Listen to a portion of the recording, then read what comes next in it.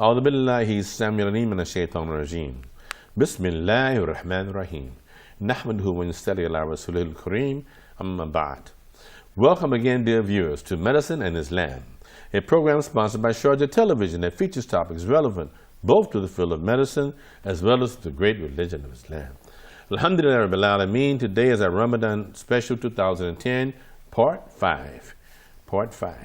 And our program today, our topic is dietary advice to patients who are allowed to fast. Dietary advice to patients in the hospital who are allowed to fast. Our guest again, special guest, is Latifa RASHID, who is a dietitian in charge at Al-Ghassemi Hospital here in Sharjah in the United Arab Emirates. Welcome back, Latifa. Welcome to you, Doctor. I hope that our viewers were able to see the program you did last week. It was exciting. We learned so much from you, and we're looking forward to what you have to say today and next week as well. Now, of course, in our first episode, we covered advice to healthy people. Today, we want to discuss, the thing that you really have to deal with a lot, which are patients in the hospital in Ramadan who are allowed to fast. Now, I remember when we first talked on the phone, you said that most patients in the hospital can't fast. I remember you saying that. Yeah. Okay, so we have to make that clear to our viewers that most of the patients really they can fast, but there are some that can't. Yeah, some they can't. You're right. So we want to talk about the ones who can fast. Yeah. So what points come to mind? What do you think about? About the one who can fast? One who can fast that's in the hospital. Yes. The one who can fast, first thing I have to check what kind of tablet they are using. Because, especially if they are diabetes, there is some kind of tablet, it will enhance to secretion of insulin. So they will have hypoglycemia. Okay, so I have to take permission from doctor that they can fast or not. Not just insulin, there is different kind of tablet. The one, the people they are suffering from diabetes. So they have to control their blood sugar. Right. So if blood sugar is coming low, maybe they will have hypoglycemia. If they will have hypoglycemia, maybe they will have coma, then they will have ketosis. Yes. And it is very, it is very high risk. So some foods change the absorption. Yeah, the absorption is changed. So many people, and especially the old people, they are not feeling happy when doctor he refused them to fast. Yes. I feel their feeling. Of course, you You like to understand. fast in Ramadan. Yeah, I understand. understand their feeling. But doctor, he is taking care about them health. Yes. So he cannot give them permission for fasting. Yes. For whom he cannot give permission for fasting? For the one who have diabetes and they cannot control their blood sugar. Right. They cannot control their blood sugar. If it is coming up and down, it is very difficult for them to control blood sugar. So they cannot fast in Ramadan. The one who have diabetes and they have any complication from diabetes, for chronic renal failure, for liver patient, and big problem for the one who have ulcer.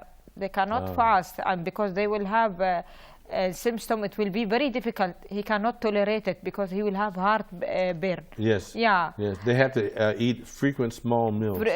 Frequent. Most of gastric patients, they have to take small meals, small frequent meals. So they cannot fast. It is very difficult for them.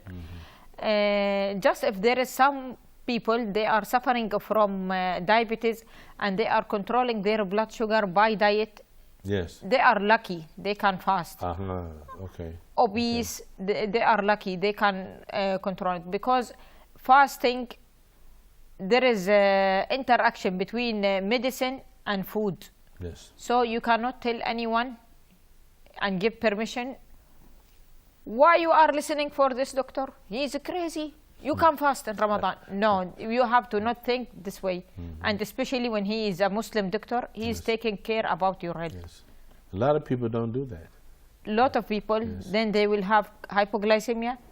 They will have ketosis from breaking down the fat. They will be in coma and many complications. because they are thinking wrong way. Yes. But when you want to take advice, you go for a Muslim doctor. He will give you a permission if you can fast in Ramadan or not, now, according to your disease. Of course, now most of your doctors in Al-Ghazmi, for example, are Muslim, but not all. Most of them. But most of them are Muslim, so they should understand, you know, what needs to be done and what should not be done. So the vast majority, because of these problems, and especially I think, and I want you to talk more about this, the diabetics. Because that's the most dangerous group, isn't it? Yeah, most dangerous group, because especially if it is depending on insulin, it will be more dangerous because they will have hypoglycemia. They will have ketosis. And you know, doctor, what means ketosis? Yes. If you have ketone bodies, they will be in coma. Yes. Then it will be many complications. It's two extremes. If it's too low, it's hypoglycemia. Yeah. If it's too high, it's ketosis. Yeah. Yes. Either extreme can kill you. Yeah. Both can kill you. Yeah. They can die two ways. Two ways a diabetic can die. From too low sugar and too high sugar. Yeah, yes. And in Ramadan, this is more dangerous. More dangerous, yeah. Okay, what about dehydration? Let's talk about dehydration. You know, it is especially when there is some people, they like to do exercise and fasting time. So they will lose more water. Okay, and there is some kind of mineral with water, especially potassium and sodium. Subhanallah, see, doctor, there is in Sunnah, as we explained it in the first session, last session, okay? In the Sunnah, you have to eat date and water for breaking the fast. Yes. Yeah, this is good for dehydration because date, it is very high in potassium. Yes. And it is high in sugar and water.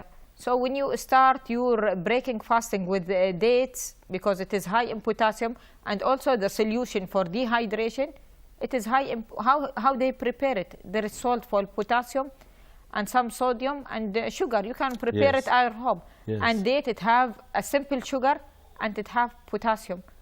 So when you breaking your fasting with date, so you will not have any dehydration. So this sunnah has a lot of medical benefits. Yeah, so not have many medical, like what we explained it last time about talbina. Right. Yeah. Exactly. Yeah. Now, of course, this year Ramadan is in August and September. Yeah. These are hot months. Yeah, you have to take fluid, but you have to put million line after fluid, not a high calorie fluid, not carbonated fluid. Not full cream, because all it is fluid. This is not choose. You have to drink more water, especially it have to be 6 to 8 glass water. You can drink, but you have to take other nutrient because you have to reach your nutrient recommendation you need it. For example, I will tell you example as calcium. We need 1,000 milligram per day calcium, and 1 cup of milk have 300 milligram of calcium. So you can take for adults 2 cup of milk. That means 600 milligram of calcium. How many ounces is this glass? Is this 8 ounces? 8 ounces, okay. 240 ml. Okay. 240 ml. Yeah, okay. 8 ounces. Okay. Right. So it is 300 milligram of calcium. That means 2 glass if you take. That means, but the low fat one, the calcium it is the same. Low fat or fat free. The calcium is the same in low fat. Yeah, the calcium is the same. Okay. That means 600 milligram, and there is calcium from other food you will eat. You will eat vegetable, you will eat fish, egg, all it is rich in calcium. Okay, so you have to take a fluid, but don't choose a high calorie fluid, like carbonate beverage, Coca-Colas and things like cola, this. Yeah, cola, Pepsi. Avoid these things. Yeah, you have to avoid it. Also, there is full cream milk, and there is now different name with different flavor. They give it a different name. Also, soups. You can take more vegetable soup without adding any cream or butter to the soup. Okay, this is all a good choices for fluid. You know what's a bad choice and people don't know? What? Tea and coffee. No, it is a good choice. Sorry. What about the caffeine? Isn't it a diuretic? No, listen. Yeah. I tell you about our tea in Emirates. Okay. It is very diluted and many different kind of herbs. Oh, it is. There is, that's you know, no problem, cardamom and saffron. It is it is not very high in caffeine. Caffeine. Okay. Yeah, and it is high in antioxidant. Okay. No, that's great tea. Yeah. No. Also the also red tea. Yeah, that's there is fine. yeah. No, I meant the ones that are high in caffeine. You know, because caffeine is a diuretic, and a diuretic makes you lose water. Yeah, you will lose of water. Yeah. But maybe you are thinking about American coffee because you are American. Exactly. But yeah, you know, our it is me. very high. Yeah, it is very Take high. me to the jail. Yeah. You busted me. But exactly I what think, was doctor, thinking if about. you try our coffee. Yeah. Yes. Yeah, you try our coffee? Yes, I love your Kahwa, coffee. yeah, yeah. It has no sugar, and I'm a diabetic. No sugar, Yes. and it is very diluted. Absolutely, Yeah. absolutely. No, you're right. The herbal teas are always fine. Yeah, Arabic No also problem. coffee. Yeah. Arabic coffee, I it is wasn't different. talking about those. I was talking about the Western stuff. You know. Yeah. You know, Nescafe. Maybe you are dreaming in America. Yeah. Okay, we got that point. Okay, now let's talk about meals for iftar, for fasting For patients. iftar, listen. Many people, they are taking wrong idea that it have be in Ramadan just 2 meals, iftar, suhoor. This is wrong. It have to be 3 to 4 meals. You have to start your breaking fasting, as I tell you before, Sunnat al-Rasul, date and water, or date with leban, low fat. You pray Maghrib, Right. then because you have to give a time for your stomach. SubhanAllah. Yeah, it will be very difficult. Then you will have gastric problem, bloating, you feel gassy, acidity. Yeah. Gastric reflux. Reflex, yeah. After you praying Maghrib, you can start the choices according to your weight. If you are obese, you can take the main course, okay, and salad, and you have to start with, if you are obese. If you are not obese, your weight is a healthy weight, okay, you can take a main course, you can take a soup, and also for obese people, they can take a soup, but it have to be not adding any kind of cream or butter. Right. Okay, also you can take vegetable, salad or cooked vegetable. Many people, they are thinking in Ramadan, it have to be a dishes of dessert or sweet. You can choose any kind of fruit as a dessert. Fruit is better, isn't it? Yeah, and instead of dessert, you can choose any kind of fruit. Yes. Yeah, there is different kind, and especially now in Ramadan, inshallah, and it is in summer. There is different variety of fruit. Yes. Okay, but there is some special dishes they like it in Ramadan. You can do it weekly, 1 time or 2 times. There is some kind of fried food. It is especially they are cooking like sambusa. Maybe they know it. Samosa, You can prepare it instead of fried. You can bake it, and the vegetable. Bake sambusa. I serve my patient in hospital. Yeah, it won't work in my house. The children will not. They'll protest. Everyone likes fried samosa, but it's not healthy, is it? It's too fried. Yeah. Yes. It is very high, and you know. 4 pieces of sambusa, it is like 1 piece of burger. Same calorie. Yeah, 300 calories, same calorie. So you can modified way of cooking. Okay. For example, I give you this example for sambusa. Also, the ingredients inside, you can, instead of a fried vegetable, you can steam it and fill the sambusa and pack it. Very nice. Very nice, yeah. Alhamdulillah. Well, we're going to try that. Exactly. Yeah. SubhanAllah. So people have the wrong idea about iftar. I believe that, but we want to know about the right ideas. Now you say you don't think about 2 meals. That means you should also eat something we tell after before suhoor. What should you do? Yeah, listen. We tell first thing you breaking your fasting. Right. Then after Salat al-Maghrib, then you will pray Taraweeh. After Taraweeh, you can take 1 small meal like fruit, leban, because you have to take more fluid. Okay, leban or milk. Leban, I mean buttermilk, okay, but low fat one, or any kind of fruit, cornflakes.